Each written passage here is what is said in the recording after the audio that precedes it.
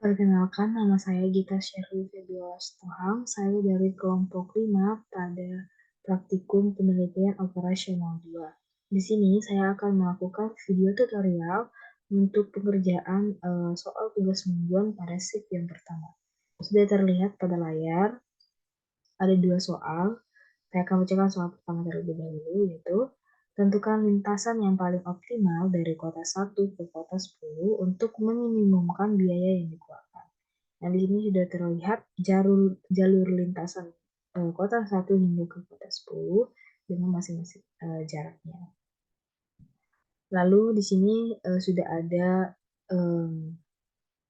pengerjaannya, kita menggunakan software Microsoft Excel. Nah, di sini sudah ada di Excel saya, itu ada tabel S, tabel X3, X2, dan juga X1, dan yang terakhir adalah tabel untuk solusi optimal. Nah, di sini sudah ada terisi kota 8 dan juga kota 9. Kota 8 dan kota 9 ini kenapa diletakkan pada awal? Karena untuk pengerjaan soal pertama ini, kita harus memulainya dari kota yang paling akhir atau jalur lintasan terakhir. Kita lihat jalur lintasan terakhirnya di sini adalah kota 10. Nah, di kota 10 ini yang terhubung dengan kota 10 atau yang paling dekat itu adalah kota 8 dan juga kota 9. Jadi untuk awalnya kita gunakan adalah kota 8 dan kota 9. Nah, jika di sini ada 5 atau 4, berarti 5 dan 4 kita letakkan di sini. Nah, ini karena berhubung 8 dan 9, kita letakkan kota 8 dan kota 9. Lalu kita lanjut, untuk nilai F4 ini atau nilai S-nya ini kita dapatkan dari mana? Itu adalah dari jaraknya. Kita lihat jaraknya itu dari mana sih? Yaitu dari jarak antara kota yang kita gunakan tadi ya, yang dekat dengan kota paling akhir yaitu 8, berjarak dengan ke kota 10. Jadi kita lihat di sini 8 ke 10 itu adalah 6. 9 ke 10 itu adalah 7. Kita letakkan di sini 6, 7. Dengan X4-nya itu adalah nilai dari jalur terakhir tadi, yaitu adalah kota 10. Oke, kita lanjut untuk pengisian X3. Di sini nilai 6 dan 7 juga sebagai nilai yang akan kita masukkan dalam perhitungan di tabel ini.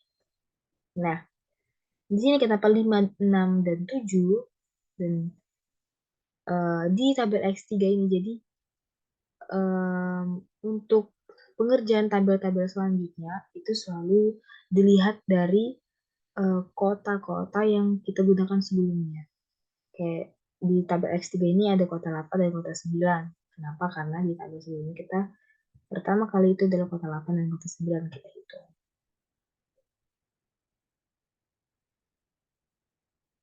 Nah, di sini ada kota 5, ada kota 6, dan kota 7. Kenapa? Kita lihat lagi sama seperti tadi.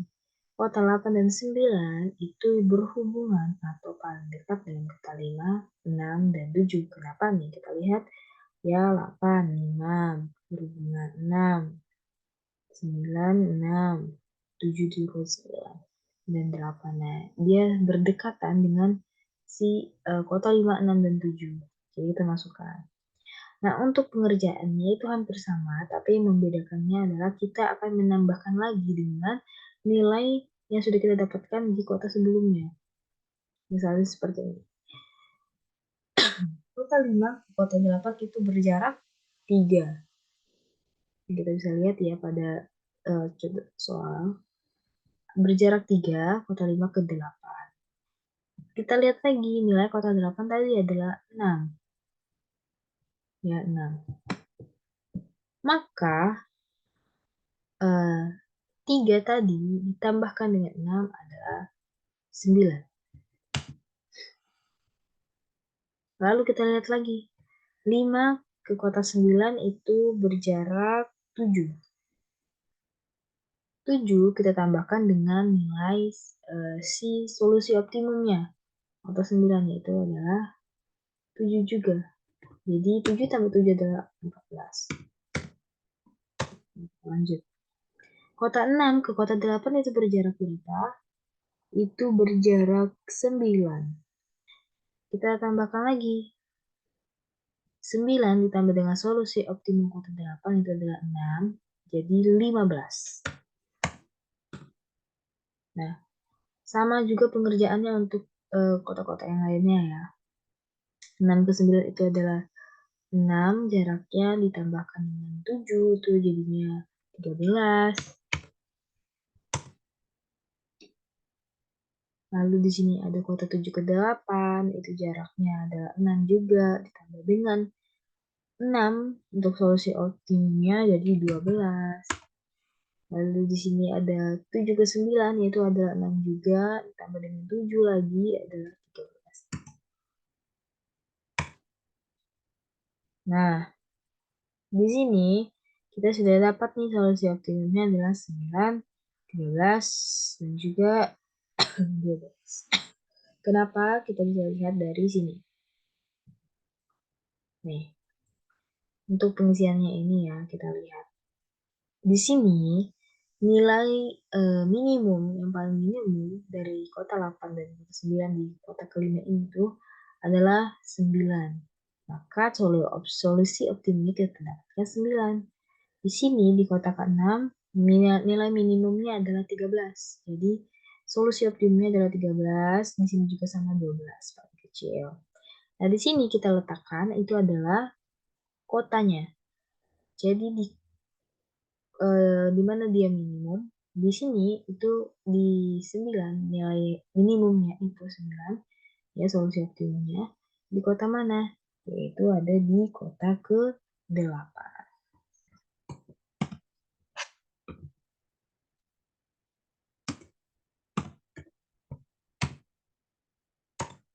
Lanjut lagi. Di sini nilai minimum 13-nya ada di kota 9.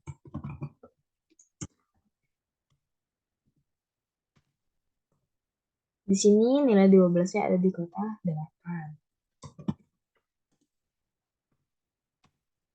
Oke, kita lanjut untuk pengisian X2. Sama seperti tadi juga.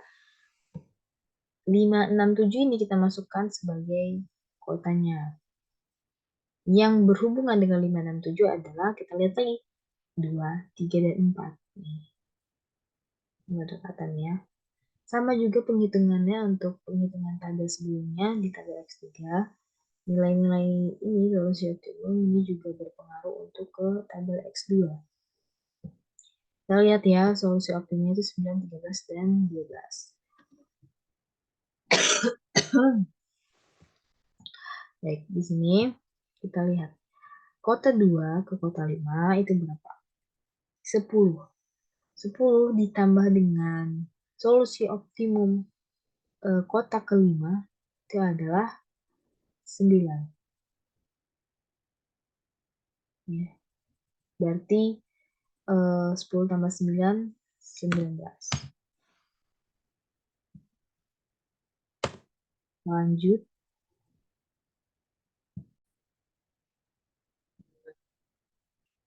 Lalu di sini kota 2 ke kota 6 itu berapa?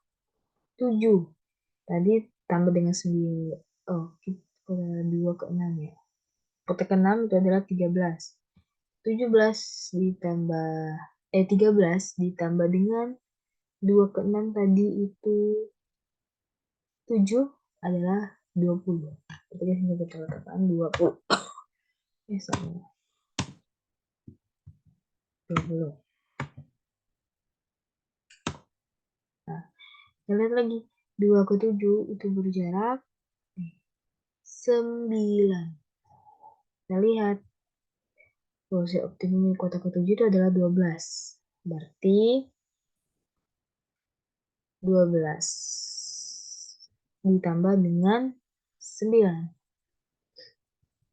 Itu berarti 21.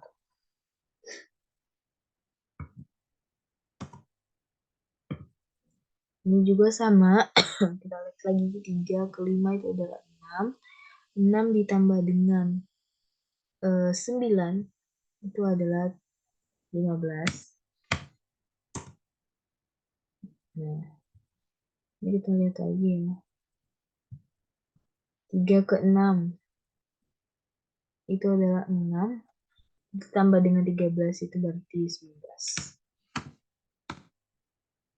3 ke 7 itu 7 tambah dengan 12, 19.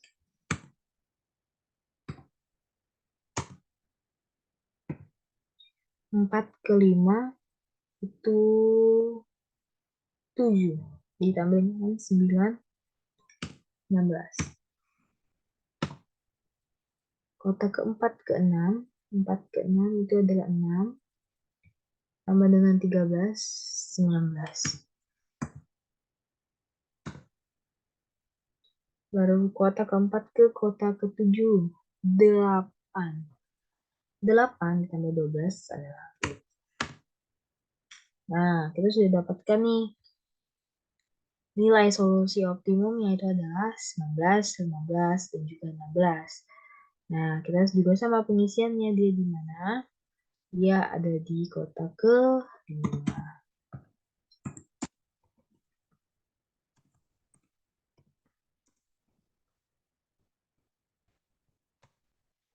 Ini 15 juga ada di situ. Ini ada di kotak ke-5 juga. Nah, kita lanjutkan. Kita sudah dapat. Nah, kita lanjut ke X1. Kenapa kita buat sini adalah kota 1, hanya satu kota? Jadi kita lihat tadi, seperti sebelumnya ini kan 2, 3, 4 kita masukkan untuk pencariannya. 2, 3, dan 4, dan di sini X1-nya adalah kota pertama karena 2, 3, dan 4 yang terhubungnya itu adalah kota pertama atau kota awal. Jalur lintasan awalnya ya yang terhubung. Kita lihat jarak 1 ke 2 itu adalah 7. 7 kita tambahkan dengan 19.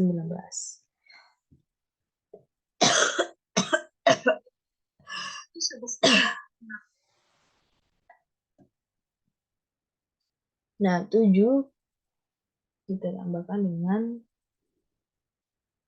19, 20,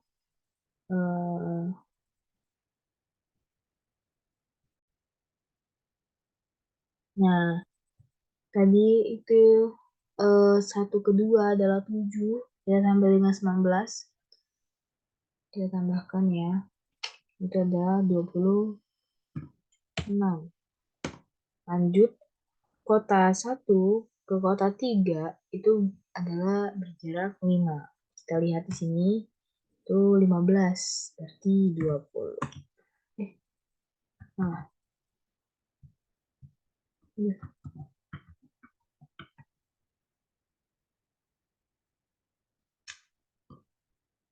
Nah, di sini kita buat 20. Nah, 1 ke 4 itu 6. Kita tambahkan dengan 16. Jadinya itu adalah 22. Nah, di sini kita sudah dapat langsung solusi optimum untuk kota pertama itu adalah 20. 20 itu di mana? 20 itu ada di kota ke-3. Jadi di sini kita lihat kota ke-3.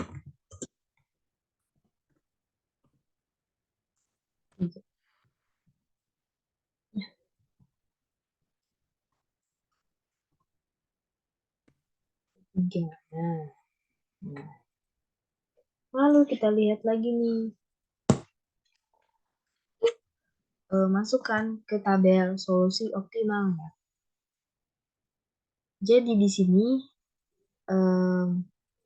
kita lihat solusi optimumnya itu hanya ada satu, yaitu kota ketiga.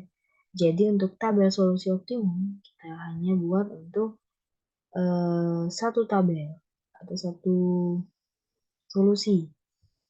Tapi kalau di sini kita dapatnya itu adalah dua solusi, maka kita nanti di sini tambahin saja tabelnya itu adalah 2. Seperti itu seterusnya. Eh, Kenapa bisa dapat 2? Itu misalnya contohnya di sini, eh, atau dari mana ya? Ini dari sini, lihat solusi optimumnya itu ada 2 yang sama nilainya, sama-sama minimum, maka itu bisa dijadikan solusi optimum. Kedua pilihan tersebut, karena ini hanya pilihannya cuma satu, yang paling kecil minimum, itu dari kotak ketiga, jadi kita buat satu solusi saja, yaitu di sini ya. Nah, kita akan masuk ke perhitungannya. Jadi, nah, jadi di sini kita akan isi dengan nilai maksimum di tiap tabelnya. Berapa sih dari tiap tabel itu solusi optimum yang tadi kita sudah dapatkan? Di tabel X1, ya, tabel ini, solusi optimumnya adalah ini, 20. Berarti dia ada di mana? Di eh, kota ketiga.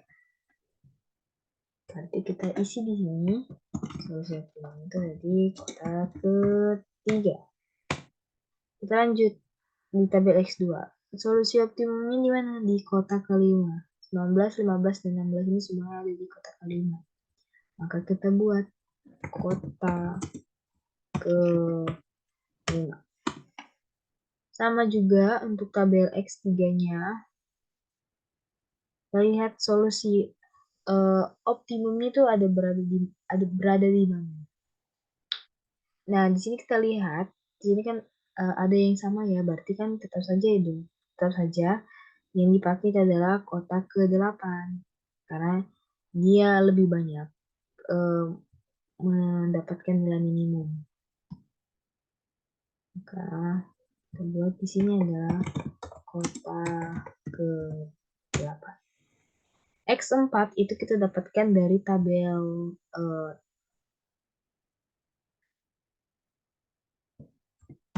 tabel S. Nih, tabel paling awal. Itu adalah kotak 10.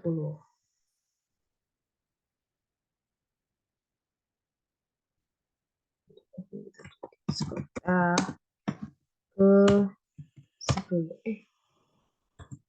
10.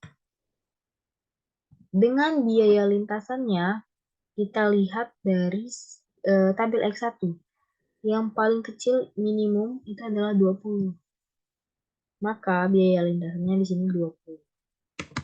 20 dengan satuan uangnya. Bentuk rupiah maupun dolar. Nah, jadi di sini kita akan jawab pertanyaan ini adalah lintasan yang paling optimal dari kota 1 ke kota 10 untuk meminimumkan biaya yang dikeluarkan itu adalah dengan menggunakan uh, ini jalur lintasan yang dimulai dari kota 1 kota 3, maaf, kota 3 ke kota 5, ke kota 8, ke kota 10 dengan biaya lintasan minimumnya itu adalah 20 dolar ataupun rupiah.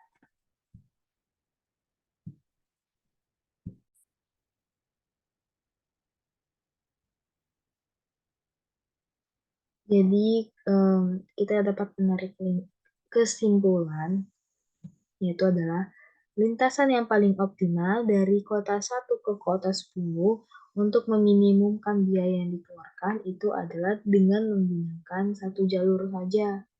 Ini.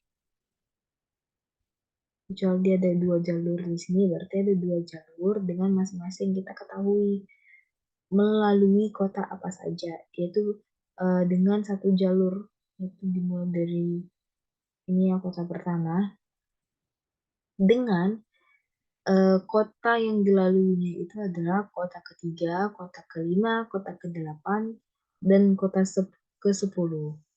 Dengan biaya lintasnya tadi sudah saya sebutkan itu 20 dalam satuan dolar maupun rupiah. Nah, mungkin itu untuk soal yang pertama. Kita akan lanjut ke soal yang kedua.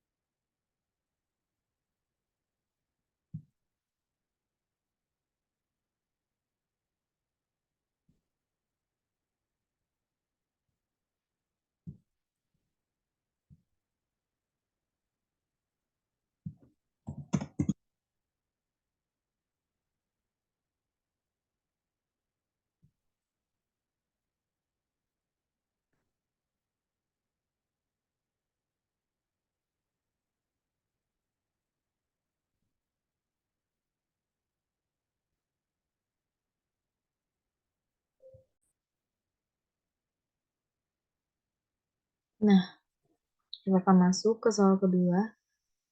Saya akan membacakan soalnya. Dewasa ini mata uang kripto atau cryptocurrency sedang marak di negara Indonesia. Mata uang kripto adalah mata uang digital yang menggunakan teknologi blockchain. Proses pertukaran atau jual beli kripto ini membutuhkan exchange atau platform pertukaran yang menunjang penggunanya untuk melakukan transaksi jual beli. Terdapat dua exchange lokal yang paling baik digunakan di Indonesia, antara lain Toko Kripto dan Indodax. Toko Kripto mempunyai rating sebesar 60%, sementara Indodax adalah sisanya. Akan tetapi pada tahun selanjutnya hanya 75% dari sisanya berpindah pada exchange Indodax.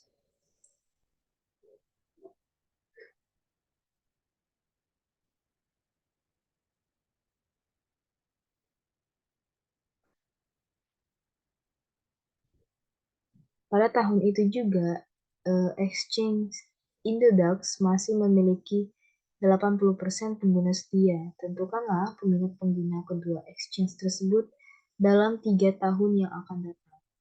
Di sini kita akan gunakan ya uh,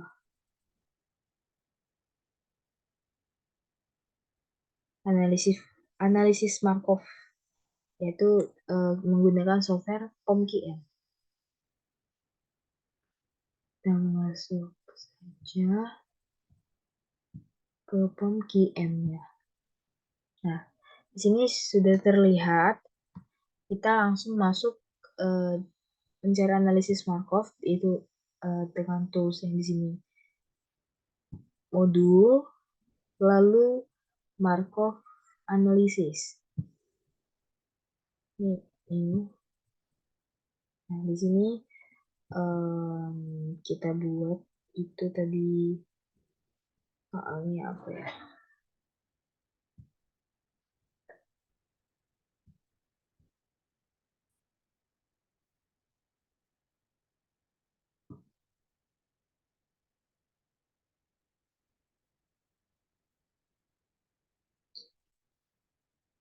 Kripto.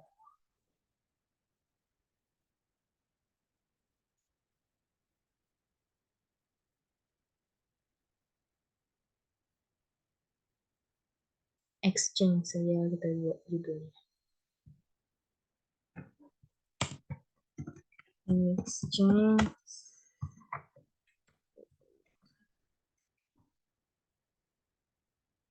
Number states-nya itu 2 ya, karena kan ada apa tadi, ada 2 exchange, yaitu Toko Kripto dan Indodax. Oke, tinggal klik OK. Dia akan langsung muncul. Nah, di sini ada number of transaction. Karena pada soal tadi, kalau kita lihat, kita baca, itu dalam 3 tahun mendatang. Nih,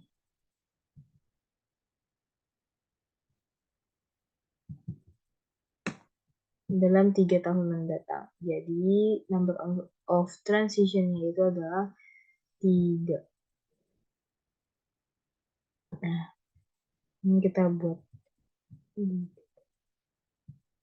Di sini kita buat namanya adalah toko kripto. Ya,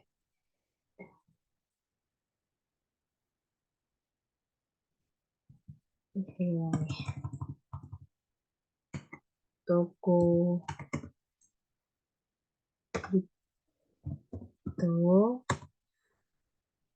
Nah, di sini tadi Indodax. Indodax. Nah, inisial di sini nilainya itu kita isi dari melihat soal.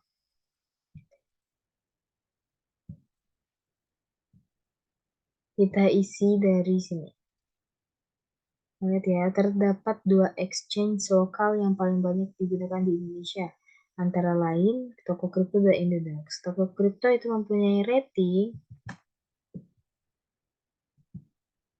sebesar 60%, sementara Indodax adalah sisanya. Dari 100%, toko kripto itu mempunyai rating 60%. Berarti sisanya yaitu 40% itu adalah Indodax. Jadi kita tulis, kita masukkan nilainya. Itu adalah 60% dan juga 40%. 60% untuk toko kripto, nah Indodax-nya adalah 40%. Kita buatnya di sini adalah titik. Nah, jangan lupa pakai titik di awalnya. Nah, dia nanti akan error di pada saat solve. Ini juga 60% dan 40%. Nah, lalu di sini untuk langkah selanjutnya kita isi dari soal, melihat soal gaji juga di toko kriptonya ya. Akan tetapi pada tahun selanjutnya hanya 75% dari pengguna exchange toko kripto tetap menggunakan exchange tersebut dan sisanya berpindah pada exchange Indodax. Berarti pengguna exchange itu tetap toko kripto itu adalah sebesar 75%, masih ada. Kita lupa buat titik di awal. Sisanya itu adalah Indodax. Berarti dari 75%, dari 100% 75-nya toko kripto, berarti sisanya 25%. Lupa buat titik. Ya, tadi. 25. Lalu untuk mengisi ini, kita lihat lagi ada soal.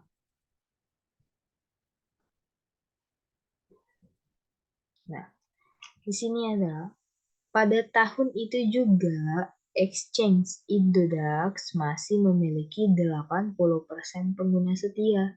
Tentukanlah peminat pengguna exchange tersebut dalam 3 tahun yang akan datang.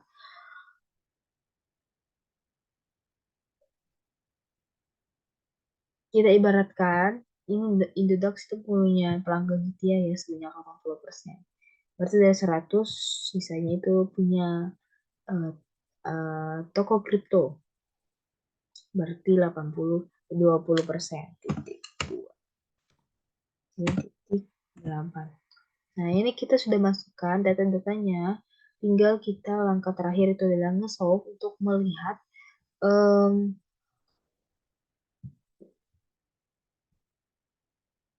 peminat, jumlah peminat pengguna kedua exchange tersebut dalam 3 tahun yang akan datang. Dengan menggunakan analisis Markov di POMKM ya. Kita tinggal solve.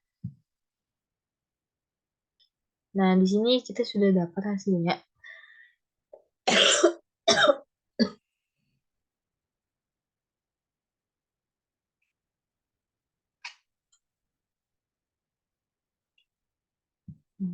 Nah, sini kita sudah dapat hasil untuk toko kripto. Apa tadi di soalnya itu peminat pengguna kedua exchange dalam 3 tahun mendatang pada toko kripto dan juga Indodax.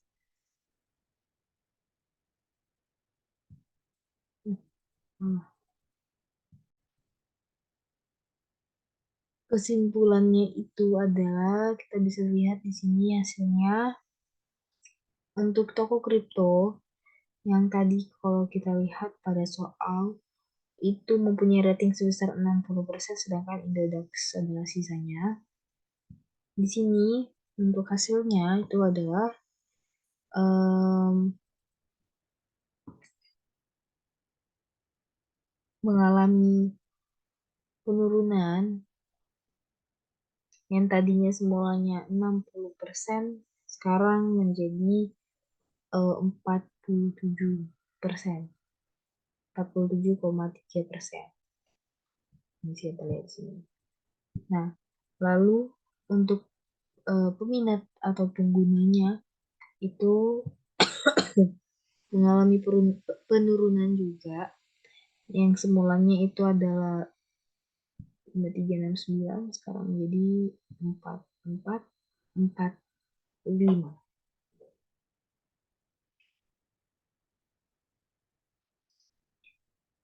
Sedangkan Indodax yang tadinya ratingnya itu sisa dari 60% toko kripto bakal 40% ratingnya itu sekarang naik menjadi 52,97% di Indodax untuk ratingnya. Dengan penggunanya itu adalah naik juga sebesar 55,56% naik. Jadi penggunanya itu lebih banyak dari kedua exchange ini, Toko Kripto dan Indodax. Kesimpulannya adalah pada peminat pengunjung atau peminat pengguna exchange ini, kedua exchange ini, Toko Kripto dan Indodax dalam 3 tahun mendatang, itu adalah lebih banyak pengguna yang berminat menggunakan exchange atau platform Indodax ya dibandingkan toko kripto untuk 3 tahun yang akan datang.